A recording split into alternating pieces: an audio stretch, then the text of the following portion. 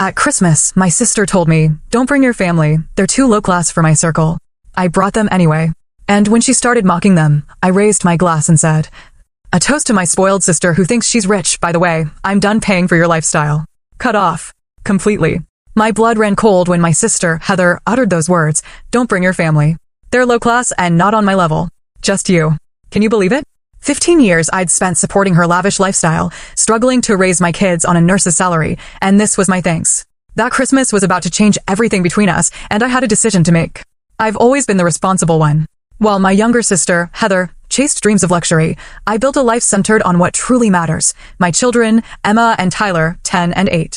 Our modest 3-bedroom rental might not be in magazines, but it's filled with laughter and love. As a pediatric nurse, I often pull double shifts to provide for us, but seeing my kids thrive makes every exhausting hour worthwhile. Heather and I took different paths from the beginning. Growing up in suburban Michigan, we shared a bedroom, but we might as well have been from different planets. While I saved my allowance for books and later college, Heather spent every penny on fashion magazines and makeup. I still remember her 16-year-old declaration, "I'm going to marry rich and never worry about money again."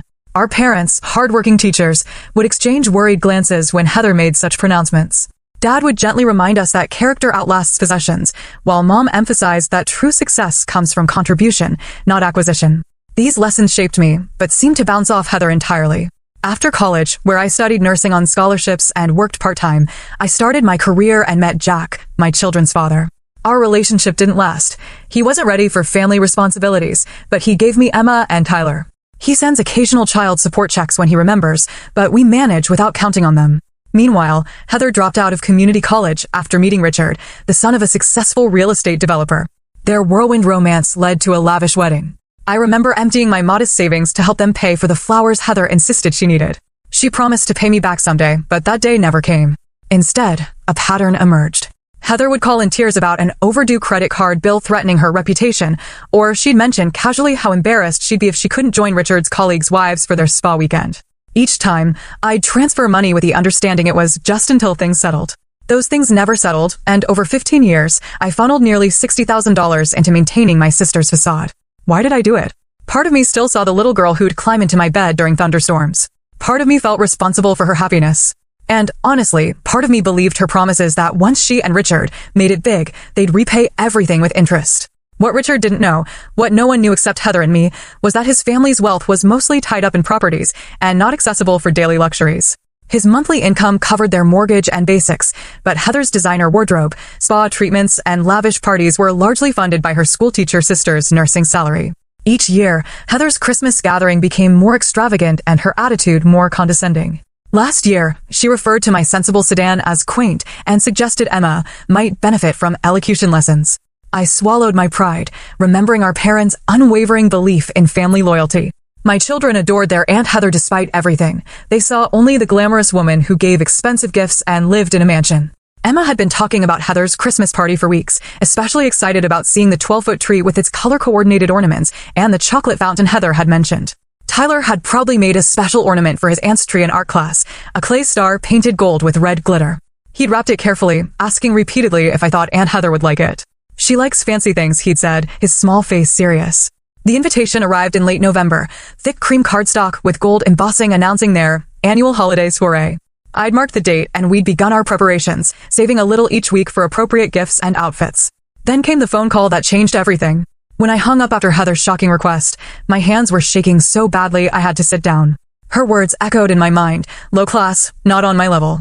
I thought about all the nights I'd eaten ramen so I could send her money. The family vacation to the Grand Canyon we'd canceled when Heather needed help with her property taxes. The second job I'd taken cleaning medical offices on weekends. My first instinct was to call her back and tell her exactly where she could put her Christmas invitation. Instead, I texted my best friend, Rachel, who came over with a bottle of wine after her shift at the hospital where we both worked. "What?" Rachel exclaimed, pouring us each a generous glass. "After everything you've done for her, Allison, you need to cut her off completely." "It's not that simple," I sighed, glancing toward the kids' bedrooms where they were doing homework. "They love their aunt, and despite everything, she's still my sister." Rachel shook her head. "Your sister is taking advantage of you. Has been for years. You work 60-hour weeks while she posts Instagram photos from luxury resorts." "I know, I admit it. But family is family. Mom and Dad always taught us to stick together." "Your parents also taught you about dignity and self-respect," Rachel countered. Would they want you to be treated this way? That question stayed with me long after Rachel left. The next morning, I found Emma looking at the calendar where we'd marked Heather's Christmas party. How many more days until Aunt Heather's party? She asked excitedly. I want to see if her pool is frozen like last year. Tyler joined us, clutching his wrapped ornament. Do you think Uncle Richard will do the scavenger hunt again? I almost found the golden candy cane last time. Their innocent excitement made my decision even harder. How could I tell them we weren't welcome because their aunt thought we weren't good enough? That the presents they'd helped select weren't sophisticated enough for my sister's standards? That evening, I pulled out the memory box containing photos of Heather and me growing up. There we were, building sandcastles at Lake Michigan, riding bikes with streamers, opening Christmas presents in matching pajamas. When had money and status become more important to her than these shared memories? I remembered our father's words when Heather announced she was marrying Richard. Just remember who you are, sweetheart, where you come from. Money changes circumstances, not character. Dad had been gone 5 years now, Mom 3. What would they advise me to do? The answer came. Clearly. They would tell me to stand up for myself and my children, while still leaving the door open for reconciliation. That night, I made my decision. We would attend the Christmas gathering. All 3 of us. If Heather wanted to make a scene in front of her high society friends, that would be her choice. But I would no longer enable her delusion of grandeur at the expense of my children's dignity or my own self-respect. The next 2 weeks were spent preparing. I used my Christmas bonus to buy Emma a beautiful emerald green dress that made her eyes shine. For Tyler, I found a handsome little suit at a consignment shop that looked brand new. I splurged on having their outfits professionally pressed and scheduled appointments at the salon where my friend Jessie worked for proper haircuts. For myself, I chose a simple black cocktail dress I'd worn to a hospital fundraiser, adding a statement necklace Rachel insisted on lending me. If you're going into battle, you need proper armor, she'd said. I also prepared the children carefully, explaining that sometimes adults have disagreements, but that didn't mean they should worry. And Heather is very particular about her home, I explained during our family dinner. So we'll need to use our very best manners. And if she seems upset about something, that's not about you, okay? That's grown-up stuff.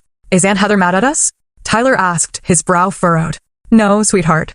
Aunt Heather just has a different way of doing things. But we're family, and family shows up for each other, even when it's hard. Emma, perceptive beyond her years, studied my face. Are you and Aunt Heather fighting? I chose my words carefully. We have different ideas about some things, but that's okay. People can disagree and still love each other. As Christmas approached, my anxiety grew. I rehearsed potential scenarios in my mind, preparing responses to whatever Heather might say or do. I reminded myself of all the times I dealt with difficult families as a nurse, maintaining professionalism even when emotions ran high. I could do this. For my children. For myself. And yes, even for Heather, who somewhere beneath her designer clothes and status anxiety, was still my little sister. The night before the party, I checked our gifts one last time. The handmade scarf for Heather was wrapped in silver paper with a blue velvet bow. Richard's fishing book was accompanied by a selection of hand-tied flies I'd found at a specialty shop. He'd mentioned wanting to learn fly fishing last year. For their home, I'd selected a hand-blown glass ornament from a local artist, not expensive, but thoughtful and unique. That night, I barely slept, running through every possible outcome of our uninvited appearance. By morning, I'd made peace with whatever might happen. We were going to show up with heads held high, dignity intact, ready to celebrate Christmas as a family, whether Heather approved or not. On Christmas Eve, we drove through the imposing iron gates of Heather and Richard's estate. Fresh snow had fallen the night before, transforming the 5-acre property into something from a holiday card. Pristine white blanketed the rolling lawns and evergreen trees, each perfectly wrapped in white lights. A team of workers was clearing the circular driveway as we approached the 3-story Georgian mansion. Wow, breathed Emma, pressing her face against the car window. It's like a castle. Tyler clutched his wrapped ornament tighter. Do real princesses live in houses like this? Just your Aunt Heather, I replied, trying to keep my tone light as I parked behind a line of luxury vehicles, Mercedes, BMWs, and a Bentley I recognized as belonging to Richard's father. The facade of the house was decorated with professional precision, garlands framing every window, life-size nutcrackers flanking the massive front door, and a tasteful arrangement of poinsettias cascading down the stone steps. I'd seen similar displays in architectural magazines, but never up close. Emma and Tyler clambered out of the car, their excitement palpable as they carefully navigated the cleared pathway in their dress shoes. I followed more slowly, balancing our gifts and the homemade cranberry bread I'd baked that morning, a recipe from our mother that Heather had always loved. Before we could ring the bell, the door swung open to reveal Heather, stunning in a red designer dress that probably cost more than 3 months of my mortgage payments. Her perfect blonde hair was swept into an elegant updo, and diamonds sparkled at her ears and throat. For a split second, genuine shock registered on her face before she composed herself into a tight smile. Allison, she said, her voice artificially bright, and everyone. What a surprise. Her eyes darted behind us toward the driveway, clearly checking if other guests had witnessed our arrival. Finding the coast clear, she stepped back reluctantly to let us enter. "I thought we discussed this," she hissed quietly as the children moved past her into the soaring entryway with its 20-foot Christmas tree. "We did," I replied calmly. "And I decided my children deserved to spend Christmas with their family. All of their family." Before she could respond, Richard appeared behind her, his warm smile a stark contrast to his wife's frosty reception. "Allison, kids, wonderful to see you." He embraced me genuinely before kneeling to high-five Tyler and compliment Emma on her dress. "The more the merrier, right, darling?" he added, glancing at Heather. "Of course," she replied through clenched teeth. "Let me show you where to put your things." She eyed our wrapped packages with barely disguised disdain. As we followed her through the marble-floored foyer, I could see about 30 guests mingling in the great room beyond. The air was filled with classical Christmas music from hidden speakers, and uniformed servers circulated with trays of champagne and hors d'oeuvres. "Richard's parents are here, along with the Andersons and the Taylors," Heather informed me, name-dropping local socialites. "Oh, and the Wilsons just flew in from Aspen this morning. Jack Wilson is considering Richard for their new development project." I recognized this for what it was, a reminder that important people were present, and I needed to behave accordingly. Translation: "Don't embarrass her. The children can put their coats in the mudroom," she continued, pointing toward a side hallway. "There's a media room downstairs where they can watch movies. Brittany, our sitter, is down there with the Andersons' kids." Actually, I interjected gently, Emma and Tyler were looking forward to the party. "Tyler even made you a special ornament for your tree." On cue, Tyler proudly held up his tissue-wrapped creation. "I made it myself." A flicker of something, annoyance? Panic? Crossed Heather's perfect features before she took the package with fingertips, as if accepting a questionable laboratory sample. "How thoughtful. I'll just put this somewhere safe for now. Our tree decorator used a very specific color scheme this year." Tyler's face fell slightly, but he nodded bravely. Richard, observing this exchange, quickly intervened. "Hey, Tyler, why don't you show me this masterpiece? I bet it would look perfect on the family tree in the den. That's where we put all our special ornaments." As Richard led Tyler away, I could have hugged him for his kindness. Heather, meanwhile, guided Emma and me toward the great room, whispering instructions as we walked. "Try not to mention your job, though. Wilsons are germaphobes and hospital talk makes them uncomfortable. And if anyone asks where you live, just say north of the city rather than naming your actual neighborhood." Before I could respond to these offensive suggestions, we entered the gathering of Heather's carefully curated guests. Conversations momentarily paused as curious eyes assessed the newcomers. I felt Emma press closer to my side, suddenly shy among these unfamiliar, impeccably dressed adults. "Everyone, this is my sister Allison and my niece Emma," Heather announced with forced cheerfulness. "They decided to surprise us tonight." A murmur of polite greetings followed, though I caught a few exchanged glances that suggested Heather had perhaps mentioned me before, and not favorably. Within minutes, Emma was drawn away by another young girl around her age, leaving me momentarily alone. I accepted a glass of champagne from a passing server and took a small sip, using the moment to observe the room. The decor was stunning, crystal, silver, and white, with accents of deep burgundy. Fresh flowers adorned every surface, and a massive stone fireplace crackled with a perfectly arranged fire. I was admiring an ice sculpture of a reindeer when I overheard Heather speaking to two women near the bar. "Yes, that's my sister," she was saying quietly. "Single mom, works at the hospital. I try to include her when I can, you know. Charity begins at home, and all that." The women nodded sympathetically, one patting Heather's arm in apparent admiration of her generosity. I felt my cheeks burn but maintained my composure, remembering my purpose for being here. This wasn't about me. It was about my children experiencing a family Christmas and learning that they were worthy of respect, regardless of their zip code or the cost of their clothes. After about 30 minutes of small talk with various guests, most of whom seemed surprised to learn Heather had a sister, I excused myself to check on the children. I found Emma helping younger kids with a craft project, her natural nurturing abilities evident in her patient instructions. Tyler was proudly showing Richard's father his ornament, now hanging prominently on a smaller tree in the wood-paneled den. As I watched them, Heather appeared at my side. "We need to talk," she said tersely, guiding me into a nearby powder room and closing the door. "What were you thinking, showing up after what I told you?" she demanded, arms crossed over her designer dress. "I was thinking that family doesn't exclude family from Christmas," I replied evenly. "And that my children deserve better than to be deemed low-class by their own aunt." "You know what I meant," she huffed. "This is an important night for Richard's business connections. I need everything to be perfect." "And we're imperfect how exactly?" I asked. "Because we don't wear designer labels? Because Tyler's ornament doesn't match your color scheme. Don't be dramatic." Heather rolled her eyes. "You know how these things work. Appearances matter." "To who, Heather? To these people you're trying so hard to impress? Do they know that half your appearances are funded by your nurse sister's salary?" Her eyes widened in alarm. "Keep your voice down. And that's not fair. I've had some temporary cash flow issues, that's all. 15 years of temporary issues, I pointed out. But we're not discussing that now. We're here as family. The children are behaving beautifully and will continue to do so. I suggest you do the same. Without waiting for her response, I opened the door and returned to the party, my heart pounding, but my resolve stronger than ever. Whatever game Heather was playing, I was no longer a willing participant. At 7, a server gently struck a crystal chime, signaling dinner was ready. Guests began migrating toward the formal dining room, where a table that could comfortably seat 30 was arranged with precision that would impress a military general. Fine china, sterling silver, and crystal glassware gleamed under the light of an antique chandelier. Each place setting included 3 wine glasses, multiple forks, and a hand-calligraphed name card. I noticed with a pang that there were no place cards for Emma, Tyler, or me. Heather approached, feigning dismay at the oversight. Oh dear, it seems our calligrapher didn't prepare cards for you since you weren't on the original guest list. Let me just rearrange things, she said loudly enough for nearby guests to hear. Richard intervened smoothly. No problem at all. Kids, would you like to sit by me? And Allison, there's plenty of room between Mrs. Wilson and my mother. As we settled into our assigned seats, mine between 2 older women who regarded me with polite curiosity, I noticed Heather whispering to the server, who nodded and disappeared briefly before returning with 3 place settings that clearly didn't match the rest of the table. The message wasn't subtle. We were afterthoughts, accommodated but not truly welcome. The first course arrived, a delicate butternut squash soup garnished with truffle oil and microgreens. Tyler eyed it suspiciously before taking a tentative spoon.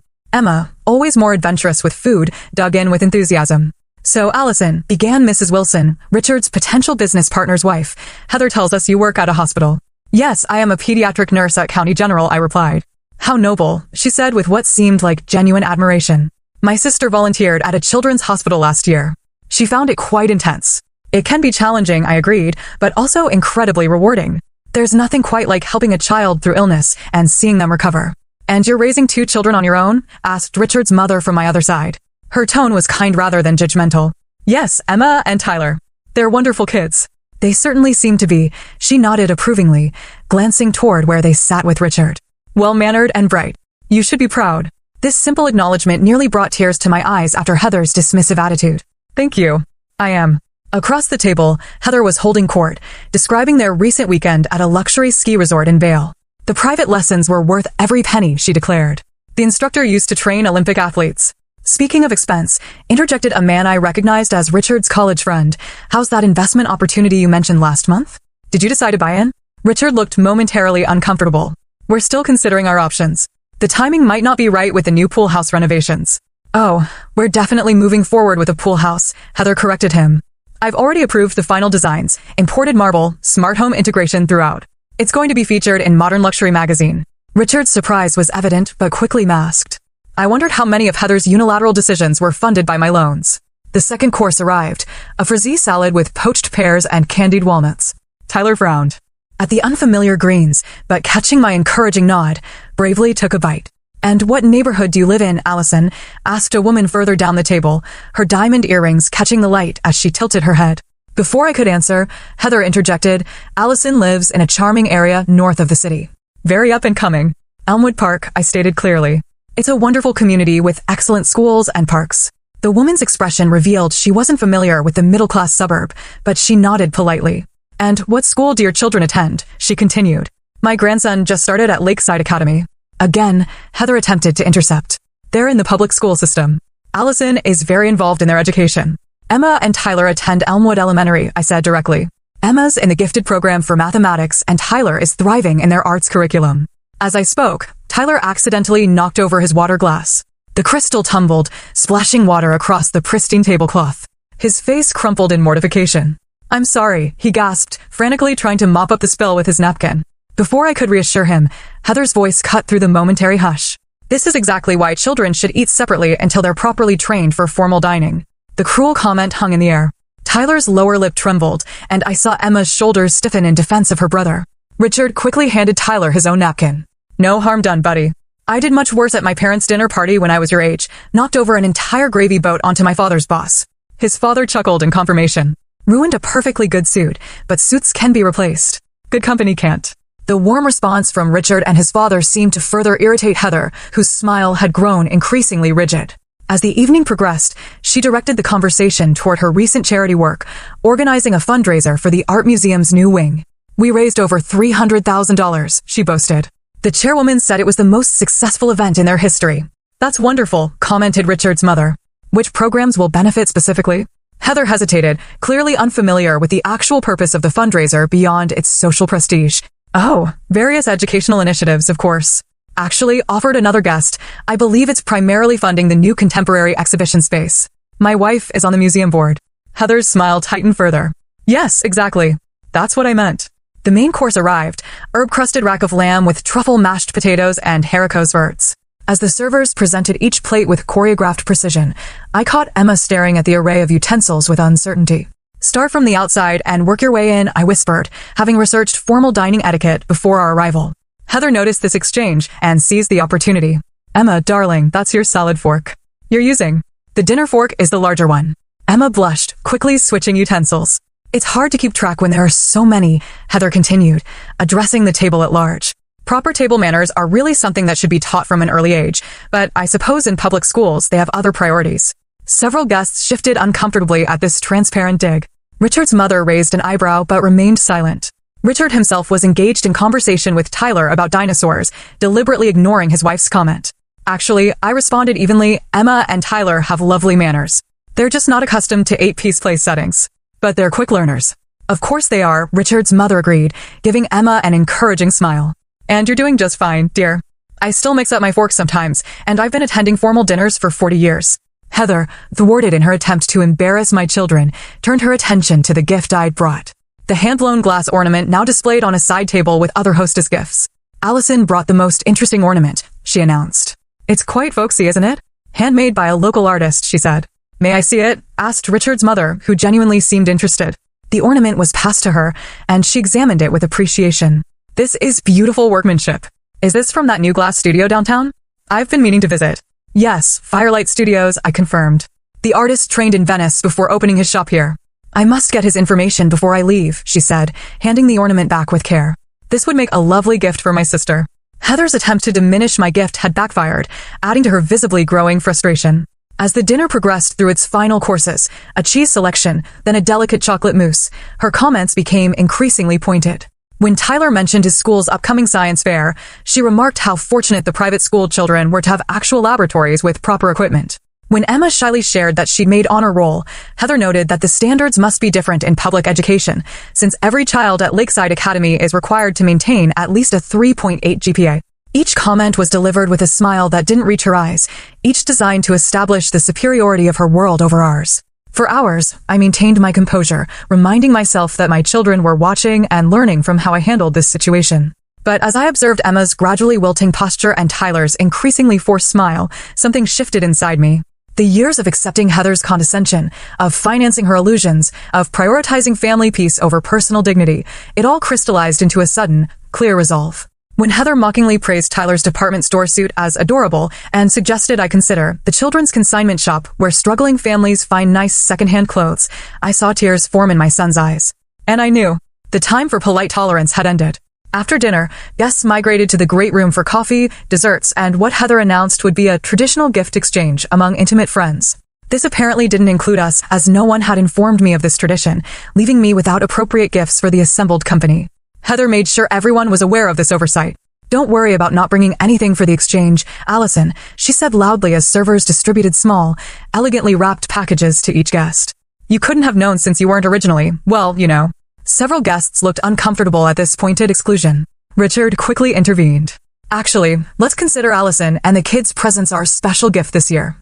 Family is what Christmas is all about, isn't it? His genuine warmth only highlighted Heather's coldness by contrast. As guests began opening their presents, each revealing expensive items like cashmere scarves, artisanal spirits, and luxury candles, Heather approached with our gift, still in its silver wrapping. Let me open this. Now, she announced to the room. My sister brought something, homemade, I believe. The way she emphasized homemade made it sound like I'd wrapped up a macaroni necklace. I watched as she deliberately tore the paper carelessly, revealing the handcrafted scarf I'd selected from a local artisan shop. Oh, she said with exaggerated surprise. It's colorful. Thank you, Allison. I'm sure it will be perfect for gardening or something. The scarf, a stunning creation of hand-dyed silk in subtle jewel tones, was clearly not gardening attire. Several women nearby actually murmured appreciatively at the piece, one even asking where it was from. Some little shop in Allison's neighborhood, I imagine, Heather answered before I could speak. They have the most quaint little businesses there, so budget-friendly. She set the scarf aside without further acknowledgement and moved on to opening gifts from other guests, exclaiming with delight over each one. Tyler, who had been watching quietly from beside me, tugged at my sleeve. "Mom," he whispered, "and Heather doesn't like our presents, does she?" "Some people have trouble appreciating thoughtful gifts, sweetheart," I replied quietly. "That's about them, not about the gift." Emma, overhearing this exchange, slipped her hand into mine and squeezed it supportively. My heart swelled with pride at my children's emotional intelligence in the face of such poor behavior. Heather, meanwhile, had moved on to telling stories, specifically childhood anecdotes deliberately chosen to paint me in an unflattering light. "Did you know Allison once showed up to my sweet 16 in a homemade dress?" she told the gathered guests, laughing. "Mom tried to teach her to sew, and Allison insisted on making this horrific purple creation. The seams were coming apart by the end of the night. What she omitted was that our family couldn't afford to buy me a new dress that month because Dad's medical bills from his back surgery had strained our budget. I'd stayed up 3 nights in a row working on that dress, determined not to ask for money we didn't have. And in college," she continued, "she dated this absolutely hopeless boy who worked at the campus bookstore. He would pick her up on a bicycle with a milk crate attached to the back as a passenger seat. Can you imagine that? That hopeless boy had been working his way through college, saving for medical school. The bicycle was his only transportation, and he'd added the crate specifically so he could take me on dates despite not owning a car." With each story, Heather systematically undermined my dignity in front of her social circle, all while maintaining the veneer of sisterly teasing. I saw Richard becoming increasingly uncomfortable, occasionally trying to change the subject, but Heather was determined to continue her performance. The final straw came when she began criticizing my parenting directly. "It's really admirable how Allison manages with the children, considering their circumstances," she said to the room at large. "Public school, no father figure, living in that neighborhood. It's not what I would choose, of course, but Allison has always been content with less." Emma and Tyler were both within earshot, and I saw their expressions fall. Tyler's bottom lip quivered slightly, while Emma's face flushed with humiliation. In that moment, something inside me snapped. 15 years of supporting Heather's facade, of enabling her delusions of grandeur, of prioritizing her feelings over my children's well-being, it all crystallized into absolute clarity. I stood up, smoothing my dress with deliberate calmness. "Excuse me," I said, my voice steady. "I'd like to propose a toast." The room quieted as guests turned toward me, some looking curious, others uncomfortable. Heather's face registered alarm as a server handed me a champagne flute. "First, I want to thank Heather and Richard for including us in their beautiful Christmas celebration," I began. "Family gatherings are precious, especially during the holidays." Heather's expression relaxed slightly, perhaps thinking I was going to smooth things over. "I'd like to toast to my sister," I continued. "To Heather, who has created this impressive life for herself and has always had such discerning taste." Murmurs of agreement rippled through the room. Heather smiled triumphantly. "Such discerning taste, in fact, that maintaining it has cost approximately $4,000 a month for the past 15 years. The room fell utterly silent. Heather's smile froze on her face. "You see," I explained conversationally, while Heather has been sharing stories about my supposedly humble life, she's neglected to mention that her designer wardrobe, spa memberships, luxury vacations, and many of the furnishings in this beautiful home have been subsidized by her low-class sister, the nurse who apparently isn't quite good enough to attend her Christmas party." Gasps and uncomfortable shifting filled the room. Richard's face showed complete confusion, then dawning comprehension. "For those who are mathematically inclined," I continued calmly, "that's approximately $720,000 over 15 years. Money that could have gone toward my children's college funds, or perhaps purchasing a home in a neighborhood Heather might find more acceptable." I reached for my phone and pulled up my banking app. I have records of every transfer, every bill paid, every credit card statement covered when Heather called in panic because her card was declined at Neiman Marcus or the spa. "Allison, stop it," Heather hissed, her face now drained of color. "You're embarrassing yourself." "No, Heather," I said, "for the first time in 15 years, I'm not embarrassing myself.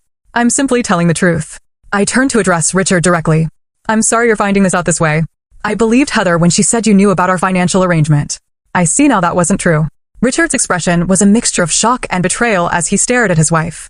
"Heather, what is she talking about?" Heather's composure finally cracked. "She's exaggerating. It was just a few loans when we were getting established. Nothing like what she's claiming." "Let's see," I replied, scrolling through my phone. "Last month alone, $3,000 for the landscaping deposit, $800 for your spa weekend, $1,200 for the designer boots you couldn't live without." Should I continue? The silence in the room was deafening. Even the servers had paused, frozen in place by the unfolding drama. So I concluded, raising my glass, "I'd like to toast my kept sister, who thinks she's rich, and to announce that I'll be stopping payment on your luxuries, effective immediately. Merry Christmas, Heather." I took a sip of champagne, set down my glass, and turned to my children. Emma, Tyler, it's time for us to go. Please thank Uncle Richard for his hospitality. Tyler looked confused, but obediently thanked Richard, who seemed too stunned to respond. Emma, with wisdom beyond her years, simply nodded and gathered her things, understanding intuitively that something significant had just happened. As we walked through the silent room, past Heather's shell-shocked friends, and retrieved our coats from the mudroom, I felt lighter than I had in years, as if an invisible burden had finally been lifted from my shoulders. We had barely reached our car when I heard footsteps crunching rapidly across the snow behind us. Turning, I saw Richard approaching, his face a complex mixture of anger, confusion, and disbelief. "Allison, wait," he called. "We need to talk about this." Behind him, Heather was hurrying down the mansion steps, her designer heels inappropriate for the snow, causing her to slip and stumble in her pursuit. "Kids, get in the car, please," I said calmly, opening the back doors. "Turn on your tablets. I need a few minutes with your aunt and uncle." Emma and Tyler complied without argument, sensing the gravity of the situation. Once they were settled, I turned to face my sister and brother-in-law. "How dare you?" Heather hissed, her voice low but venomous. "You've humiliated me in front of everyone who matters." "How dare I?" I repeated incredulously. "You called my children low class. You mocked their clothes, their education, their home. You deliberately tried to make them feel inferior. And you're concerned about your humiliation. You've been helping Heather financially?" Richard interrupted, his question directed at me, but his eyes fixed on his wife. "For 15 years? Without my knowledge?" "Yes," I confirmed simply, "since shortly after your wedding.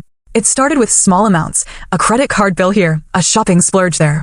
Heather always said it was temporary, that you were building your business and couldn't access family funds yet. Over time, the amounts increased, and the temporary situation became permanent." Richard ran a hand through his hair, visibly processing this revelation. "The spa memberships? The designer wardrobes? The first-class upgrades whenever we travel?" "Most of it," I nodded. "Not everything, of course, but a significant portion." "She's exaggerating." Heather interjected desperately. "It was just occasional help when things were tight. Sisterly support. She's making it sound like charity."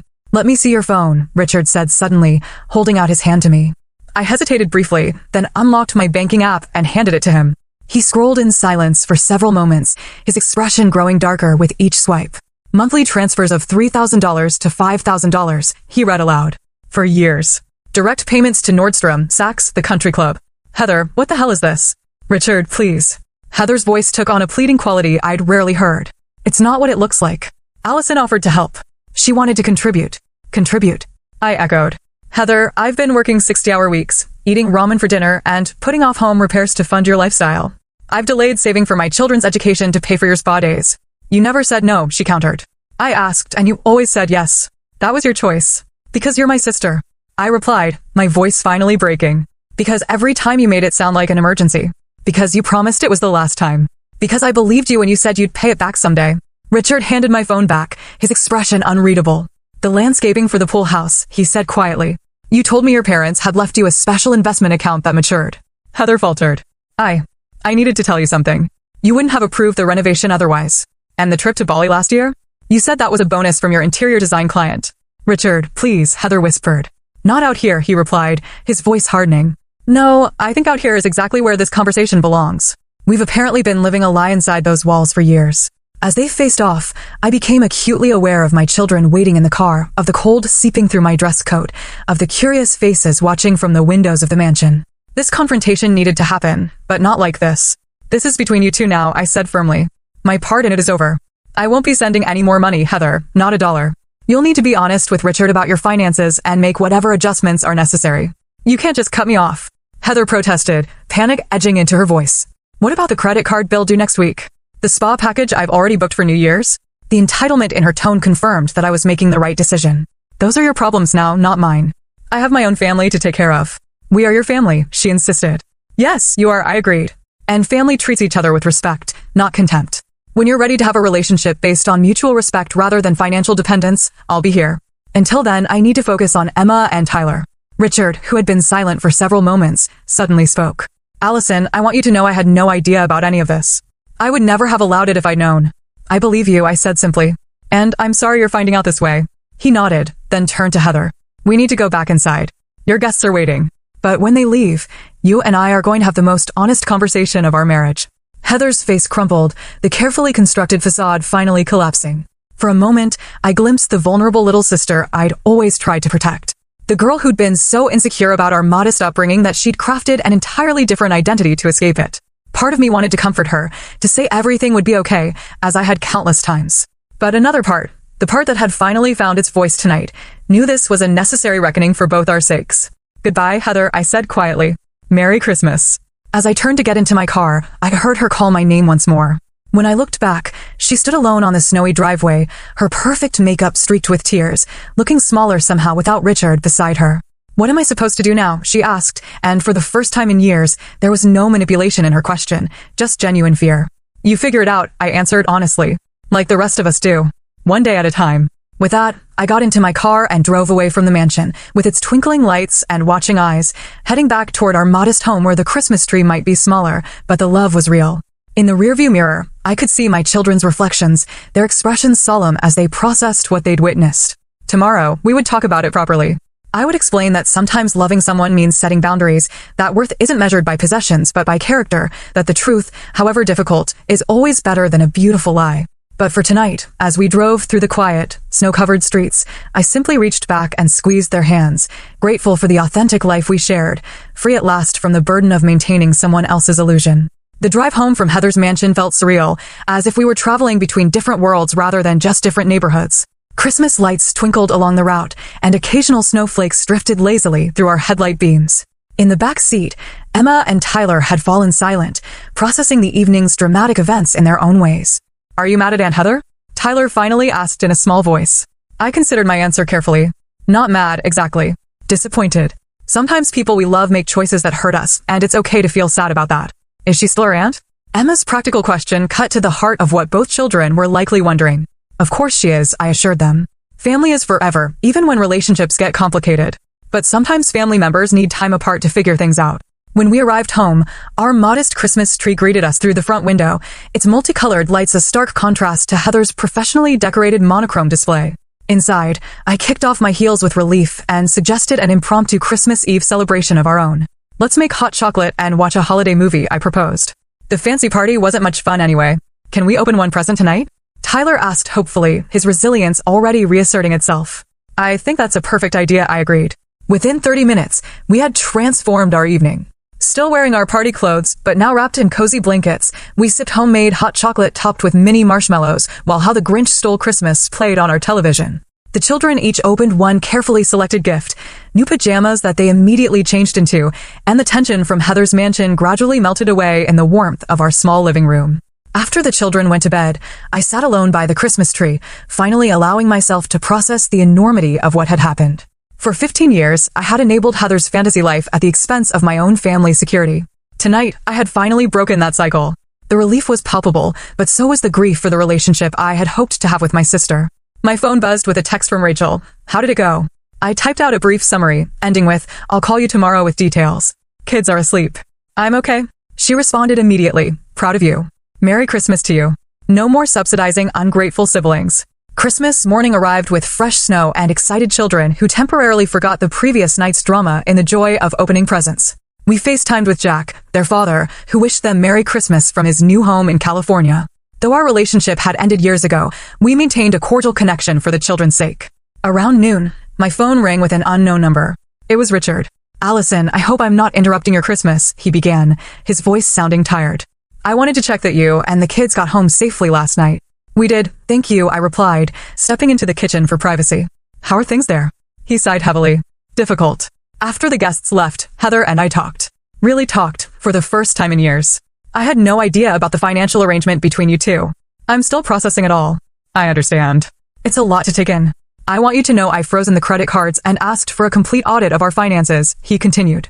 "The extent of the deception, it's larger than even you knew. There are loans in my name I never authorized, accounts I didn't know existed."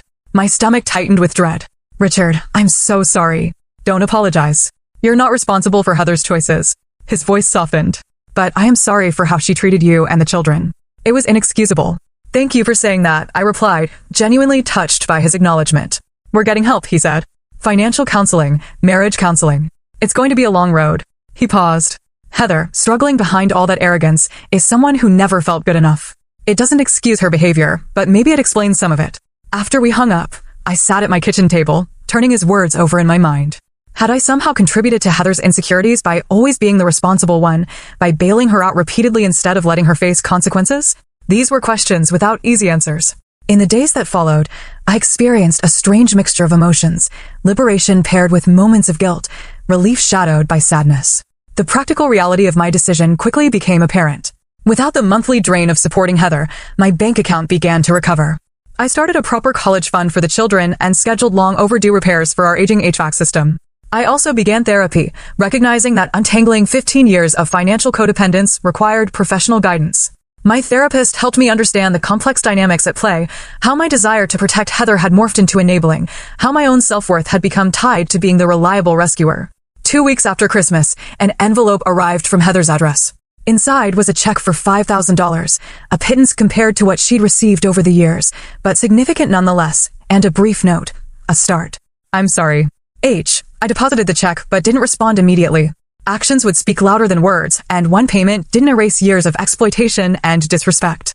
In late January, Richard called again, asking if I would meet with them both. Heather's been doing work on herself. She wants to apologize properly, but understands if you're not ready.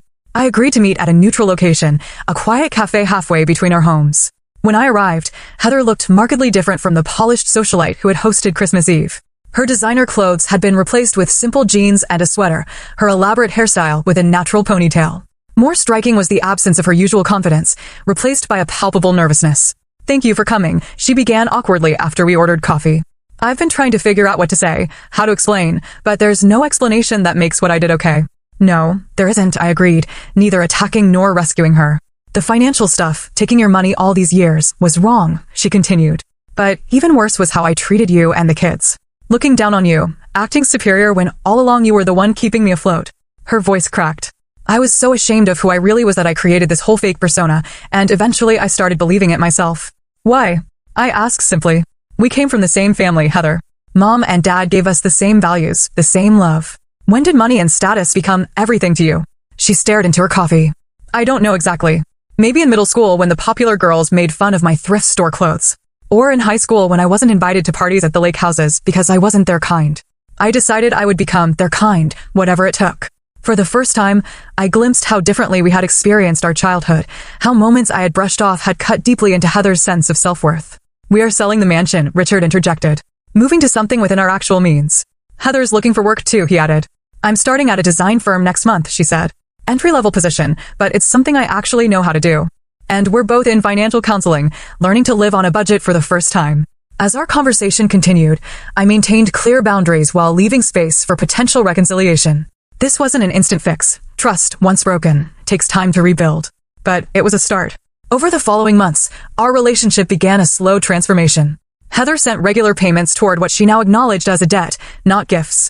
More importantly, she showed genuine interest in my life and the children's activities, attending Tyler's school play and Emma's math competition without a single disparaging comment about public education. 6 months after the Christmas confrontation, we celebrated Emma's 11th birthday with a simple backyard barbecue. Heather and Richard arrived with thoughtful, age-appropriate gifts and without the designer labels and status symbols that had once defined their presence. When Emma showed Heather her science project, a working model of the solar system, my sister listened with authentic enthusiasm rather than condescension. You know, Rachel commented as we watched them interact, I never thought I'd say this, but your sister actually seems like a real person now. She's trying, I acknowledged. We all are. The most profound changes, however, weren't in Heather, but in myself and my children. Without the financial burden of supporting my sister, I was able to reduce my overtime hours, spending more quality time with Emma and Tyler.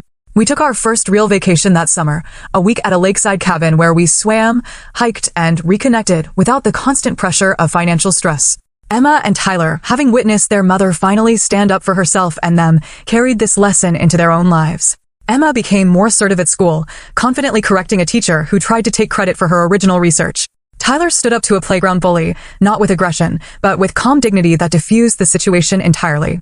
You taught us it's okay to say no to people who don't treat you right, even if they're family, Emma told me one evening as I tucked her in. That's important, isn't it? I agreed. It's one of the most important lessons there is. Loving someone doesn't mean letting them hurt you. A year after that fateful Christmas, we gathered again for the holidays, not in a mansion with hired servers and social climbers, but in Richard and Heather's new, modest home. The decorations were simple, the food was homemade, and the atmosphere was genuinely warm. Heather, now working full-time and contributing equally to her household, had found an authentic confidence that her previous facade had only imitated. As we sat around their table, I realized that the painful revelation at last year's Christmas party had ultimately been a gift to all of us. It had freed me from the burden of enabling Heather, from the prison of pretense, and the children from the subtle message that wealth determined worth. "I'd like to propose a toast," Richard announced, raising his glass. "To family, not perfect, but real. And to new beginnings." "To new beginnings," we echoed, glasses clinking in the candlelight. That night, driving home with sleepy children in the back seat, I reflected on how dramatically our lives had changed in a single year. By standing up for myself and my children, by refusing to continue a destructive pattern, I had not only improved our financial situation, but had also modeled the self-respect I wanted my children to develop. True worth, I had learned, isn't measured in designer labels or social approval. It's found in authenticity, in healthy boundaries, in the courage to live according to your values, even when doing so disrupts comfortable patterns. Sometimes, the most loving thing you can do for yourself and others is to stop enabling destructive behavior and insist on truth, however uncomfortable it might be. As we pulled into our driveway, Emma stirred in the back seat. "Mom, are you glad about what happened last Christmas, even though it was hard?" I considered her question carefully. "Yes, sweetheart, I am. Sometimes the hardest moments lead to the most important changes." "I think Aunt Heather is happier now," Tyler observed sleepily. "She laughs for real, not the fake laugh she used to do." Out of the mouths of babes, I thought, smiling at their perceptiveness. "I think you're right. Sometimes people get lost trying to be something they're not. Finding your way back to who you really are is the greatest gift of all."